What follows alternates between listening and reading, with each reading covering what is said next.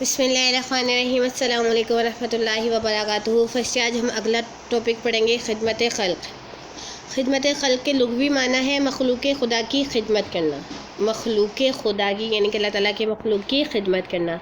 اصطلاحی طور پر اللہ تعالیٰ کی رضا کے لیے اس کی مخلوق کی خدمت کرنا خدمت خلق کہلاتا ہے، یعنی کہ اس کے لیے اللہ تعالیٰ کی رضا کے لیے مخلوق کی خدمت کرنا خدمت خلق کہلاتا ہے۔ اسلام کا تصور خدمت خلق۔ اسلام میں مخلوق خدا کی خدمت صرف اور صرف رضا الہی کے لیے کی جاتی ہے۔ نام و نمود کی خاطر کی گئی خدمت خدمت خلق نہیں کہلاتی۔ انسانوں سے لے کر جانوروں، پرندوں اور درختوں بلکہ ہر ذی روح کی خدمت خدمت خلق کے دائرے میں شامل ہے، اور دین کا 95 حصہ یعنی کہ 95% حصہ خدمت خلق پر مبنی ہے۔ خدمت خلق کی اہمیت قرآن کی روشنی میں جو ہے وہ بیان کی جاتی ہے کہ خدمت خلق کا تعلق چونکہ مخلوق خدا کی خدمت سے ہے، اس لیے اس کو اسلام حقوق العباد بھی کہتے ہیں۔ قرآن مجید میں کئی جگہ اس کی مثالیں موجود ہیں۔ قرآن مجید کی روشنی میں اس کی اہمیت کے نکات درج ذیل ہیں۔ نمبر 1 ہے خدمت خلق کرنے والا خدا کا محبوب۔ جو شخص بھی انسانیت کی خدمت کرتا ہے وہ خدا کا محبوب بن جاتا ہے۔ اس کا ثواب بھی عبادت کے برابر ہے، بلکہ بعض اوقات ان سے بھی بڑھ جاتا ہے۔ ارشاد باری تعالیٰ ہے وَيُطْعِمُونَ الطَّعَامَ عَلَىٰ حُبِّهِ مِسْكِينًا وَيَتِيمًا وَأَسِيرًا۔ وہ اللہ کی محبت میں مسکینوں، یتیموں اور قیدیوں کو کھانا کھلاتے ہیں۔ اس لیے مومنوں کی یہ صفات بیان کی گئی ہے کہ وہ کمزور طبقات کو کھانا کھلاتے ہیں۔ خدمت خلق اور اثار۔ خدمت خلق دراصل اثار سے متعلق ہے۔ یہی مومن کی صفت ہے کہ وہ اپنی ضرورتوں کو پس پش ڈال کر دوسروں کو اپنے اوپر ترجیح دیتا ہے۔ ارشاد ربانی ہے یؤثرون علی انفسہم ولو کان بہم خصاصہ، اور اپنے اوپر دوسروں کو ترجیح دیتے ہیں خواہ وہ خود ضرورت مند ہی کیوں نہ ہو۔ آج اثار کی شدید ضرورت ہے اور مسلمان کو خدمت خلق اپنا شعار بنا لینا چاہیے۔ خدمت خلق نیکی کی معراج۔ خدمت خلق دراصل نیکی کی معراج ہے۔ اس سے خود غرضی کا خاتمہ ہو جاتا ہے۔ اللہ کی راہ میں محبوب چیز خرچ کرنا اصل نیکی قرار دیا گیا ہے۔ ارشاد ربانی ہے لن تنالوا البر حتى تنفقوا مما تحبون، اور تم نیکی کی معراج تک اس وقت تک نہیں پہنچ سکتے جب تک تم اپنی محبوب چیزیں اللہ کی راہ میں خرچ نہ کرو۔ اس طرح اسلام نے خدمت خلق کو نیکی کی معراج قرار دیا ہے۔ ذریعہ کامیابی۔ خدمت خلق انسان کی کامیابی کا بہت بڑا ذریعہ ہے۔ اس کے لیے اللہ تعالیٰ نے فرمایا فَافْعَلُوا الْخَيْرَ لَعَلَّكُمْ تُفْلِحُونَ، اور بھلائی کے کام کرو تاکہ کامیابی حاصل کر سکو۔ اس لیے مسلمانوں انسانیت کی فلاح صرف اور صرف خدمت خلق میں پوشیدہ ہے، اس کے بغیر کوئی چارہ نہیں۔ صلح اور خدمت خلق۔ دو افراد یا گروہوں کے درمیان جھگڑے ہوتے رہتے ہیں، ان کے درمیان صلح کروانا بھی خدمت خلق کا حصہ ہے۔ فاصلحوا بینہما، ان میں آپس میں صلح کروا دیا کرو۔ ایک اور جگہ اللہ تعالیٰ نے فرمایا والصلح خیر، صلح بہرحال اچھی چیز ہے۔ گویا صلح خدمت خلق کی آن و شان ہے۔ دور حاضر میں اس کی بہت اہمیت ہے۔ خدمت خلق نہ کرنے کی سزا۔ خدمت خلق نہ کرنے کی سزا یہ ہے کہ وہ دوزخ کا مہمان بنے گا۔ ارشاد باری تعالیٰ ہے ما سلککم فی سقر قالوا لم نکن من المصلین ولم نکن نطعم المسکین۔ تمہیں کیا چیز دوزخ میں لے گی؟ وہ کہیں گے ہم نماز پڑھنے والوں میں سے نہ تھے اور مسکین کو کھانا نہیں کھلاتے تھے۔ حدیث کی روشنی میں خدمت خلق کی اہمیت بیان کی جاتی ہے کہ امداد خداوندی کا ذریعہ۔ جو شخص اپنے بھائیوں کی مدد میں لگا رہتا ہے اللہ تعالیٰ اس کی امداد پر تیار رہتے ہیں۔ ارشاد نبوی صلی اللہ علیہ وسلم ہے اللہ تعالیٰ اپنے بندوں کی مدد میں لگا رہتا ہے جب تک وہ بندہ اپنے بھائی کی مدد میں لگا رہتا ہے۔ گویا بھائی کی مدد انسان کی مدد ہوتی ہے، پھر اللہ کی مدد بھی سے حاصل ہو جاتی ہے جو بہت بڑی چیز ہے۔ حصول جنت۔ خدمت خلق حصول جنت کا بہت بڑا ذریعہ ہے۔ اس سے بہتر حصول جنت کا اور کوئی ذریعہ نہیں۔ ارشاد نبوی صلی اللہ علیہ وسلم ہے جتنی دیر کوئی شخص کسی بیمار کی عیادت کرتا ہے گویا وہ جنت میں رہتا ہے۔ اس کے علاوہ ایک اور حدیث میں فرمایا سلام پھیلاؤ، کھانا کھلاؤ، تہجد پڑھو اور جنت میں سیدھے داخل ہو جاؤ۔ اس حدیث سے خدمت خلق کی اہمیت کا بخوبی اندازہ کیا جا سکتا ہے۔ اللہ کی خوشنودی۔ جو شخص خدمت خلق کرے گا اللہ سے خوش ہوگا۔ قیامت کے دن اللہ پوچھے گا میں بھوکا تھا تو نے مجھے کھانا نہیں کھلایا، میں پیاسا تھا تو نے مجھے پانی نہیں پلایا۔ بندہ حیران ہوگا اللہ بھوکا پیاسا کیسے رہ سکتا ہے؟ اس پر اللہ تعالیٰ فرمائیں گے میرا فلاں بندہ بھوکا اور پیاسا تھا، اگر تو اس کی ضرورت پوری کر دیتا تو مجھے وہاں پاتا۔ اس لیے مخلوق خدا کی ضروریات پوری کرنے پر توجہ کرنی چاہیے۔ رمضان پر خدمت خلق کی فضیلت۔ نبی کریم صلی اللہ علیہ وسلم نے خدمت خلق کو بعض اوقات رمضان کے روزے اور اعتکاف پر فضیلت دی ہے۔ فرمایا مجھے رمضان بھر کے روزے رکھنے اور اس مہینے میں مسجد حرام میں اعتکاف بیٹھنے سے زیادہ عزیز ہے کہ میں اپنے بھائی کی بوقت ضرورت مدد کروں۔ اس سے خدمت خلق کی اہمیت کا بخوبی اندازہ ہو جاتا ہے۔ آگے ہے مومن کی نشانی۔ مومن کی نشانیوں میں سے ایک نشانی یہ ہے کہ وہ مشکل وقت میں اپنے بھائی کی مدد کرتا ہے۔ ارشاد نبوی صلی اللہ علیہ وسلم ہے، مسلمان کا بھائی ہے، نہ اس پر ظلم کرتا ہے، نہ مشکل وقت میں اسے بے یار و مددگار چھوڑتا ہے، نہ اس سے جھوٹ بولتا ہے، نہ اسے حقارت کی نگاہ سے دیکھتا ہے۔ آج ہم نے اپنے دوسرے مسلمان بھائیوں کو بے یار و مددگار چھوڑ دیا ہے۔ سب سے بہتر انسان نبی کریم صلی اللہ علیہ وسلم نے اس انسان کو سب سے بہتر قرار دیا ہے جو دوسروں کے لیے زیادہ مفید ہے۔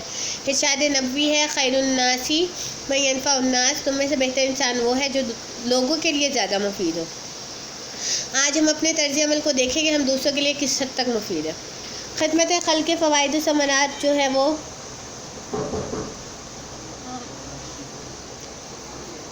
معاشرتی برائیوں کا تدارک۔ خدمت خلق کے ذریعے بے شمار معاشرتی برائیوں مثلاً گداگری، غربت، نشہ، مالی پریشانیوں کا خاتمہ ہو جاتا ہے۔ اگر خدمت خلق نہ کی جائے تو یہ معاشرتی بیماریاں ناسور بن جاتی ہے۔ اس لیے خدمت خلق سے ان معاشرتی بیماریوں کا قلع کما کیا جا سکتا ہے۔ اس کے بغیر معاشرہ ترقی نہیں کر سکتا۔ آگے ہے ترقی۔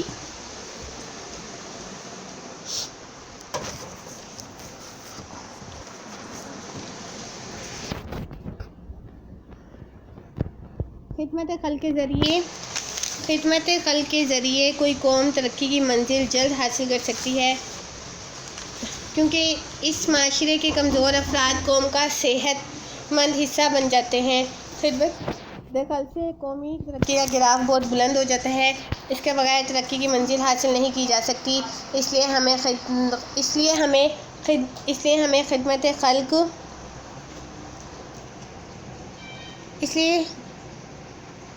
خدمت خلق کو اپنا امتیازی نشان بنا لینا چاہیے۔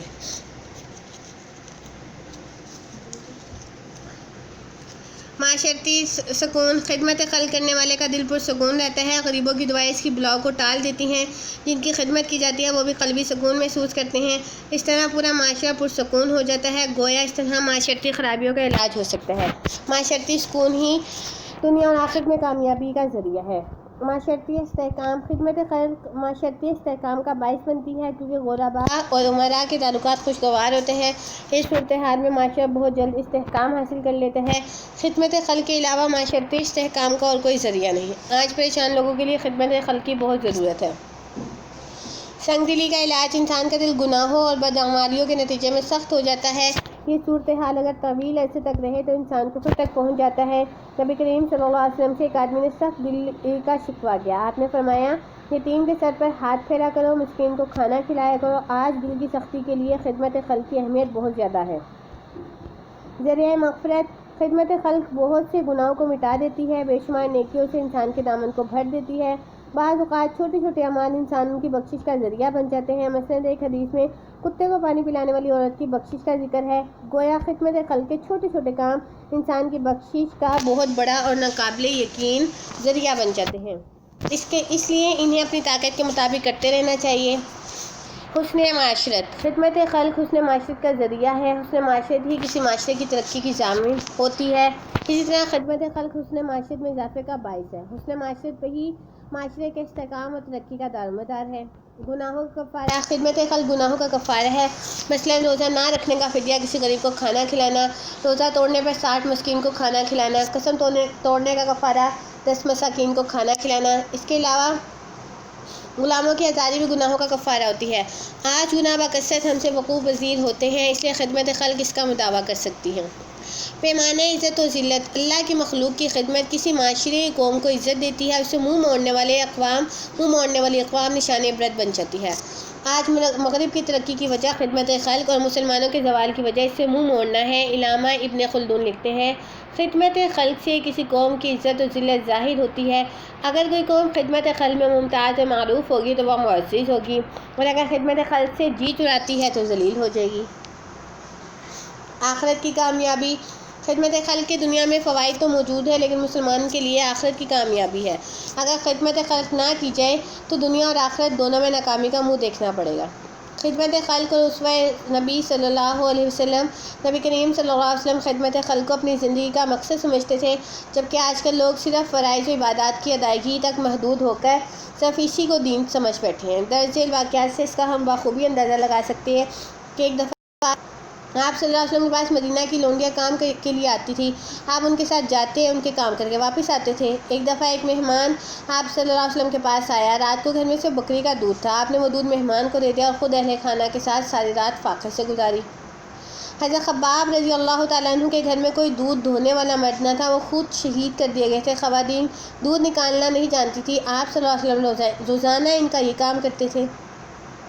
حضرت ابوبکر رضی اللہ تعالیٰ عنہ گھروں کے کام کر دیتے تھے۔ حضرت عمر رضی اللہ تعالیٰ عنہ سامان لوگوں کے گھر میں خود پہنچاتے تھے۔ ایک دفعہ شاہ حبشی نجاشی کے مہمان مدینہ آئے تو صحابہ کرام کے منع کرنے کے باوجود آپ صلی اللہ علیہ وسلم نے خود ان کی خدمت کی اور فرمایا، ان لوگوں نے میرے دوستوں کی خدمت کی، اس لیے میں خود ان کی خدمت کروں گا۔ خدمت خلق کی مختلف صورتیں ہیں۔ محروموں کی مدد، معاشرے کے وہ لوگ جو حالات یا دوسری مجبوریوں کی وجہ سے معاشی طور پر پیچھے رہ جاتے ہیں، ان کی مدد کرنا خدمت خلق کا افضل ترین درجہ ہے۔ مثلاً یتیموں، غریبوں، مسکینوں، محتاجوں، بیواؤں، بیماروں کی خدمت کرنا بہت بڑے اجر کا باعث ہے۔ آج کے دور میں اس کی اہمیت بہت زیادہ ہے۔ ملازموں کے ساتھ حسن سلوک، وہ لوگ جو کسی انسان کے ملازم ہوں، ان کے ساتھ حسن سلوک اور تنخواہ کے علاوہ ان کی مدد کرنا خدمت خلق کا بہترین ذریعہ ہے، کیونکہ ارشاد نبوی صلی اللہ علیہ وسلم ہے، جو کچھ تم خود کھاؤ وہی اپنے ملازموں اور غلاموں کو کھلاؤ، اور جو تم خود پہنو وہی ان کو پہناؤ۔ دور حاضر میں اس کی اہمیت بہت زیادہ بڑھ گئی ہے۔